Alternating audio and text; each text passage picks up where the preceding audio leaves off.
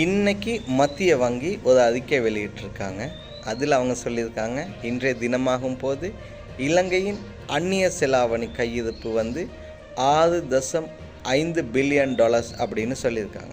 இது தொடர்பாக அரசியல் வட்டாரத்தில் பல்வேறு தரப்பினர் பல்வேறு கருத்துக்களை வெளியிட்டுக்கிட்டு வராங்க. நாங்கள் வந்த பிறகு தான் இந்த அந்நிய செலாவணி கையிருப்பு அதிகரிச்சிருக்கு அப்படின்னு சொல்கிறாங்க.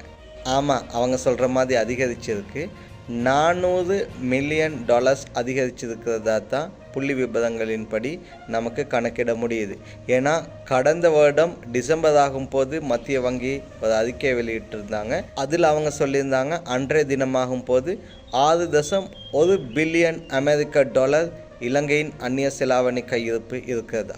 ஆகவே கடந்த வருடம் டிசம்பர் ஆகும் போது $6.1 பில்லியன் இருந்த இலங்கையின் அந்நிய செலாவணி கையிருப்பு தற்போதாகும் போது $6.5 பில்லியன் மாறியிருக்கு.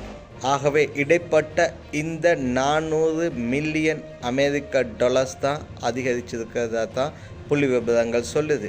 இன்னும் ஒரு சிலர் சொல்கிறாங்க, சமீபத்தில் IMF-இடமிருந்து கிடைக்கப்பெற்ற கடன் தொகையுடன் தான் இந்த $6.5 பில்லியன் கையிருப்பு தற்போது இலங்கையில் இருப்பதாக சொல்லப்படுது.